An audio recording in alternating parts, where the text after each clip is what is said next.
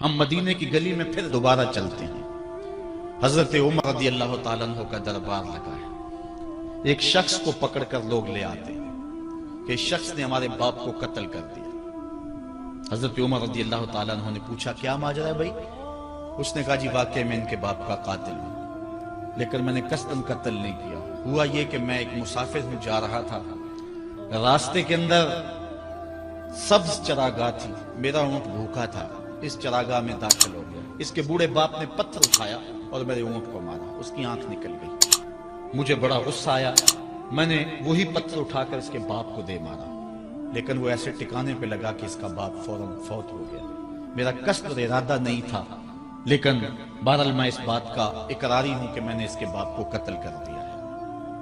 آپ جو حکم سنائیں میں اس کو قبول کروں گا، لیکن میں ایک مہلت مانگتا ہوں کہ میرے دوست، میرے بھائی کی کوئی رقم میرے ذمے ہے، میرے پاس اس نے امانت رکھی ہوئی ہے اور وہ مجھے پتا ہے کہ میں نے کہاں چھپا کے رکھی ہوئی ہے۔ اگر آپ فیصلہ کر دیتے اور میری گردن کاٹ دی جاتی ہے تو وہ امانت جو میں نے رکھی ہوئی ہے سنبھال کر کے، میرے علاوہ کوئی جانتا بھی نہیں ہے، تو وہ اس تک کون پہنچائے گا؟ اگر آپ مجھے 3 دن کی مہلت دے دیں تو میں جا کر کے اس کی امانت اس کو واپس کر کے پھر واپس آؤں گا، پھر یہ پھندا پھانسی کا میں اپنے گلے میں ڈلوانے کے لیے تیار ہوں۔ حضرت عمر رضی اللہ تعالیٰ عنہ نے فرمایا کہ کوئی شخص تیری ضمانت دے دے تو ہم تجھے چھٹی دینے کے لیے تیار ہیں۔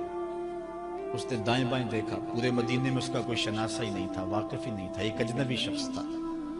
حضرت ابو ذر غفاری کھڑے ہو گئے، کہا حضرت عمر میں اس کی ضمانت دیتا ہوں۔ ضمانت دے دی گئی، وہ چلا گیا۔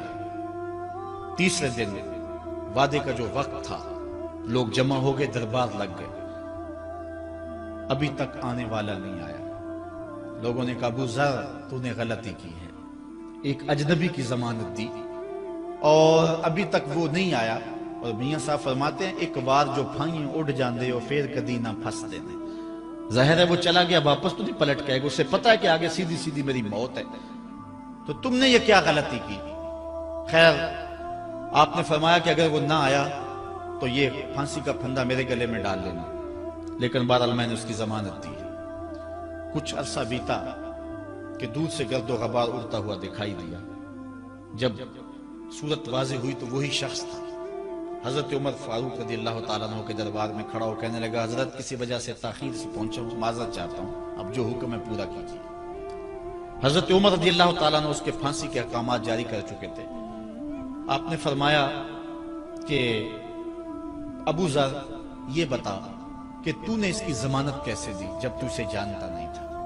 تو سنو حضرت ابو ذر غفاری نے کیا کہا۔ کہا ایک اجنبی میرے محمد کے مدینے میں پناہ مانگ رہا تھا اور اس نے چاروں سمت دیکھا اور کوئی شخص نہیں تھا جو اس کو امان دیتا اور اس کی ضمانت دیتا، تو میں نے اس لیے ضمانت دے دی کہ نہ بھی آیا تو اپنی جان چلی جائے گی، کل کو یہ تو نہیں کہے گا کہ محمد کے مدینے میں کسی نے ضمانت مانگی تھی، پورے شہر میں کوئی ضمانت دینے والا نہیں تھا۔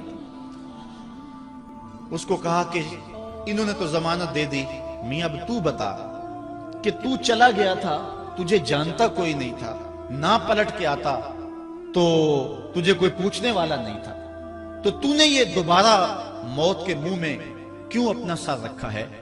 تو اس نے کہا کہ میں نے کہا کہ ایک اجنبی کی ضمانت ایسے شخص نے دی ہے جو مجھے جانتا بھی نہیں ہے، اور اگر میں نہ گیا تو لوگ قیامت تک اجنبیوں پر بھروسہ نہیں کریں گے کہ اجنبی یوں سلوک کیا کرتے ہیں۔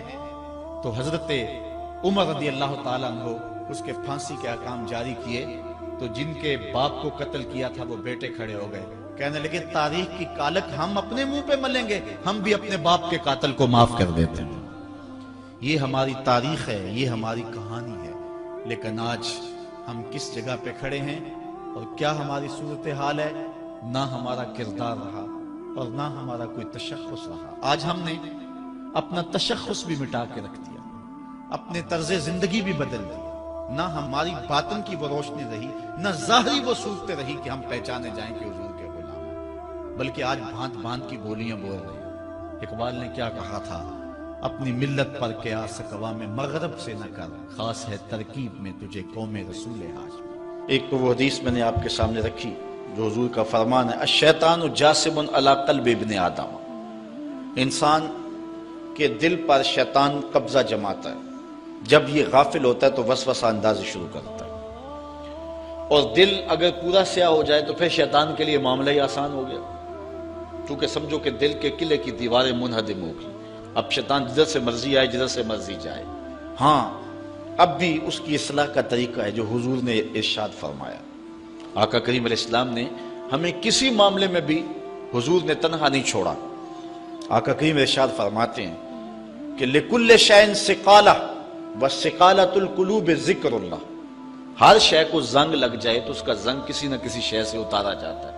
کپڑے میلے ہو جائیں تو صابن وغیرہ سے صاف کر لیتے ہیں، یہ لوہا میلا ہو جائے تو ریگ مار سے صاف کر لیتے ہیں، ہر شے کا زنگ کسی نہ کسی شے سے اترتا ہے۔ اب دل اگر میلے ہو جائیں گناہوں سے تو کیسے دل پاک ہوں گے؟ سقالۃ القلوب ذکر اللہ، کہا اللہ کا ذکر کرو دل ستھرے ہو جائیں گے، دل پاک ہو جائیں گے۔ جتنا زیادہ ذکر کرو گے اس قدر دل جلا پائیں گے اور دل نور پائیں گے۔ اور بزرگ صوفیاء فرماتے ہیں جب کوئی بندہ ذکر کرنے بیٹھتا ہے اور ایک مرتبہ کہتا ہے اللہ، تو اللہ تعالیٰ اس کی طرف نظر رحمت سے دیکھتا ہے، اور جس کی طرف اللہ نظر رحمت سے دیکھتا ہے اس کے 70 گناہ جل کے راکھ ہو جاتے ہیں۔ تو ایک مرتبہ اللہ کہنے سے 70 گناہ مٹ گئے، پھر یہ بار بار تکرار کرتا رہا تو دل جو ہے وہ آہستہ آہستہ مصفہ ہونا شروع ہو جاتا ہے، دل سیکل ہونا شروع ہو جاتا ہے، دل پاکیزہ ہونا شروع ہو جاتا ہے، اس کے اوپر سے غلاظت، گندگی اور جو دل کے اوپر چڑھا ہوا غلاف ہے وہ اتر جاتا ہے، اور دل پھر انوار پانے لگتا ہے، پھر اس کو ذکر بھی چاشنی دیتا ہے، اس کو فکر بھی لذت دیتا ہے، اس کو نماز اور سجدے میں بھی سرور ملتا ہے۔ جب دل پر نور نہ ہو تو پھر شکایت یہ ہوتی ہے نماز پڑھتے ہیں سرور نہیں ملتا، نیک عمل کرتے ہیں لطف نہیں آتا۔ اصل وہ دلوں کے اوپر حجابات آ چکے ہیں، دلوں کے اوپر پردے آ چکے ہیں، اگر وہ اتر جائیں اور وہ کثرت ذکر کے ساتھ جو ہے وہ پردے اتریں گے۔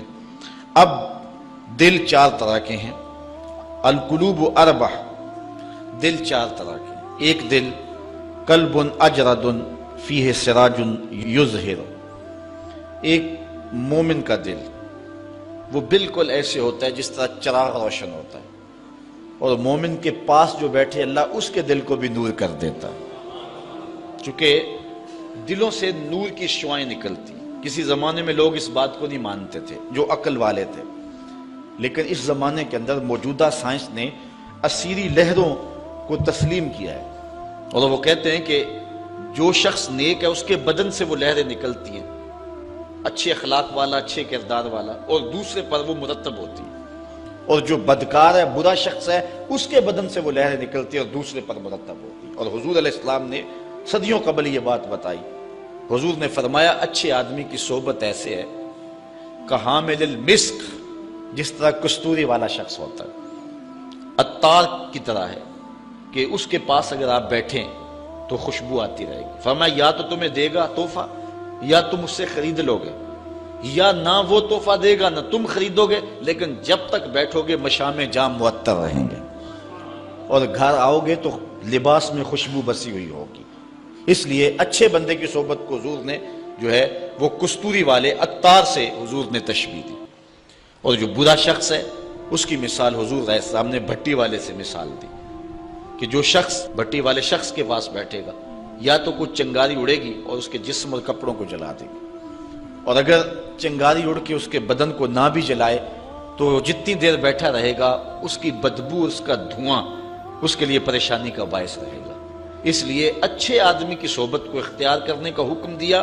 ہمارے مشائخ نقشبندیہ کا طریقہ یہ ہے، وہ کہتے ہیں کہ اچھے آدمی کی صحبت میں جا کے بیٹھ جاؤ، نہ تم کوئی بات کرو نہ وہ کوئی بات کرے، اس کے باوجود بھی من میں روشنیاں ہوں گی، من میں اجالے اتریں گے۔ اللہ اکبر۔ وہ میاں صاحب نے کہا تھا نا، چنگے بندے دی صحبت یارو جویں دکان اتاراں، سودا پاویں مول نہ لئیے ہلے آن ہزاراں، تے برے بندے دی صحبت یارو جویں دکان لوہاراں، تے کپڑے پاویں کنج کنج بئیے چنکاں پین ہزاراں۔ تو اب جل جانے کا اندیشہ بہر صورت موجود ہے، تو اس لیے آج دنیا جو ہے وہ اسیری لہروں کو مانتی ہے۔ میں اس کی سادہ مثال آپ کو دینا چاہتا ہوں کہ کسی کے بدن سے اسیری لہریں نکلنا تو دور کی بات ہے، کسی شخص کے تذکرے سے اس کے اثرات مرتب ہوتے ہیں۔ مثال کے طور پہ اگر آپ کے کسی دیرینہ اور پیارے دوست کا تذکرہ چھیڑ دیں، گفتگو کر دیں، تو اس سے طبیعت میں خوشی پیدا ہوگی کہ نہیں ہوگی؟ آپ حشاش بشاش ہو جائیں گے۔ لیکن کسی غلط آدمی کا جس سے آپ کو نفرت ہو، اس کی بات چھیڑ دیں، طبیعت میں گھٹن پیدا ہوگی کہ نہیں ہوگی؟ اگر گندگی کے ڈھیر کی بات کوئی چھیڑ دے، طبیعت میں گھٹن پیدا ہوگی کہ نہیں ہوگی؟ اور اگر پھولوں کی بات چھیڑ دے، موتیے کی، نسرین کی، نسترن کی، چمبیلی کی، گلاب کی، موتیے کی، ان پھولوں کا تذکرہ کو چھیڑ دے، طبیعت میں خوشی پیدا ہوگی کہ نہیں ہوگی؟